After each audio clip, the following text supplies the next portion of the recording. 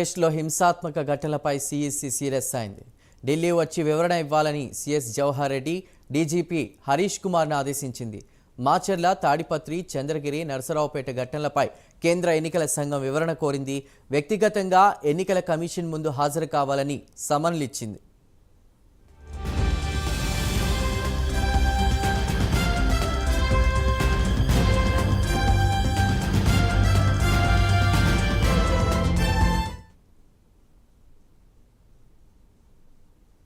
Polling రోజు అనంతరం జరిగిన హింసాత్మక ఘటనలకు సంబంధించి వివరణ ఇవ్వాల్సిందిగా రాష్ట్ర ప్రభుత్వ ప్రధాన కార్యదర్శి జవహర్ రెడ్డి డీజీపీ హరీష్ కుమార్ గుప్తాలను ఆదేశించింది.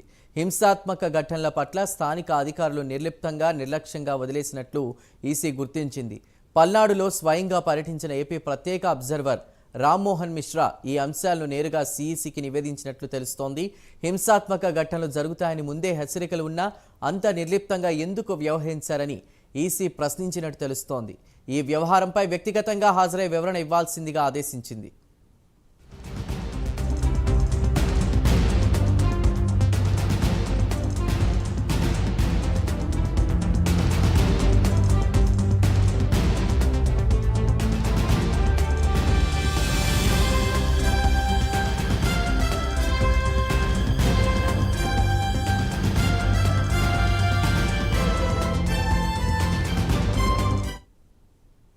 సీఈసీ సమన్లతో రాష్ట్ర యంత్రాంగం అప్రమత్తమైంది. ఏపీ సీఎస్తో డీజీపీ, ఇంటెలిజెన్స్ ఏడీజీ భేటీ అయ్యారు.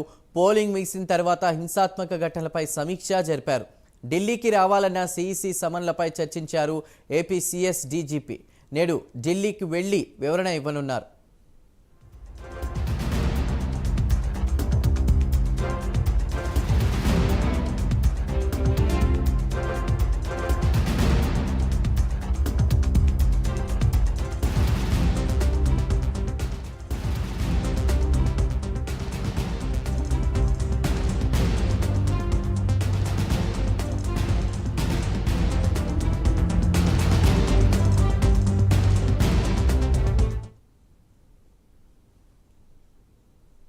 ఇక ఏపీలోని పల్నాడు, నర్సరావుపేట తదితర ప్రాంతాల్లో నెలకొన్న పరిస్థితులకు సంబంధించి ఎలక్షన్స్ నేపథ్యంలో వివరణ కోరుతూ కూడా సీఈసీ సమన్లు జారీ చేసింది. సీఎస్ అండ్ డీజీపీకి వారు ఇవాళ వివరణ ఇవ్వనున్నట్లు కూడా తెలుస్తుంది. పూర్తి సమాచారాన్ని మా ప్రతినిధి రాజు అందిస్తారు. రాజు,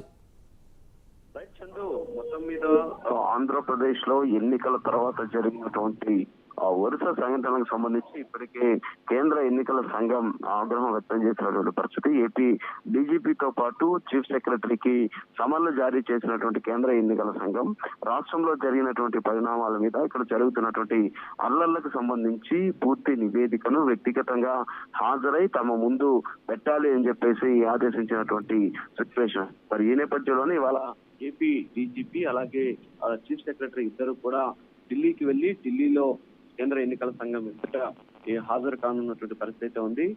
దీంతో పాటు నిన్న సిఎస్ అలాగే డీజీపీ, ఇంటెలిజెన్స్ చీఫ్ భేటీ అయ్యారు. రాష్ట్రంలో ఎక్కడెక్కడ గొడవలు జరిగాయి, గొడవలకు గల కారణాలు ఏంటి, ఇప్పటి వరకు తీసుకున్న చర్యలు ఏంటి, ఆ గొడవలు ప్రేరేపించినటువంటి వాళ్ళ మీద ఎలాంటి కేసులు నమోదు చేస్తూ ఇప్పటి వరకు ఎంతమందిని అరెస్ట్ చేశాం, భవిష్యత్తులో ఏ విధంగా చర్యలు తీసుకోవాలి, ఏదైతే కౌంటింగ్ పూర్తయ్యే వరకు అనేటటువంటి అంశాల పట్ల క్షుణ్ణంగా భేటీలో చర్చించినటువంటి పరిస్థితి. ఎస్పెషల్లీ మాచర్ల, నర్సరావుపేట, తాడిపత్రి, అనంతపురం, గురజాల అలాగే తిరుపతిలో జరిగినటువంటి ఘటనల మీద వీళ్ళు సమీక్షించినటువంటి పరిస్థితి. ఇప్పటి వరకు ఏం చర్యలు తీసుకున్నారన్న దానిపైనటువంటి చర్చ జరిగింది. అలాగే కేంద్ర ఎన్నికల సంఘానికి వివరించాల్సినటువంటి అంశాలపైన కూడా సమాలోచనలు చేసినటువంటి సిచ్యువేషన్ కనిపిస్తుంది. ఎన్నికల తర్వాత హింసను కంట్రోల్ చేసేందుకు తీసుకున్న చర్యల మీద వివరాలు కూడా అందజేసినటువంటి పరిస్థితి అయితే ఉంది. అయితే దీనికి సంబంధించి ఇప్పటికే ముఖ్యంగా ఏదైతే కేంద్ర ఎన్నికల సంఘానికి సంబంధించినటువంటి సిఈసి వివరణ కోరినటువంటి నేపథ్యంలో పూర్తి స్థాయి నివేదికతో వాళ్ళు వెళ్తున్నటువంటి సిచ్యువేషన్.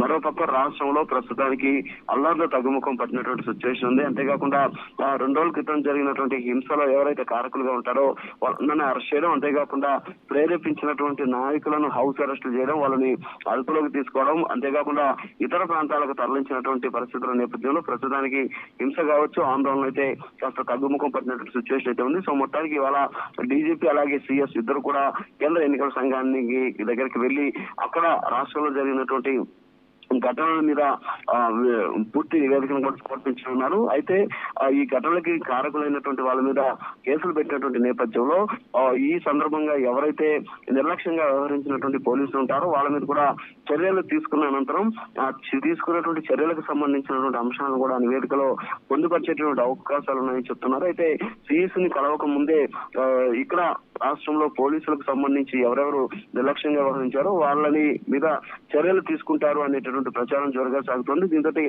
పోలీసుల్లో కూడా ఒక ఇంత ఆందోళన అయితే కనిపిస్తున్నటువంటి సిచ్యువేషన్ కనిపిస్తుంది.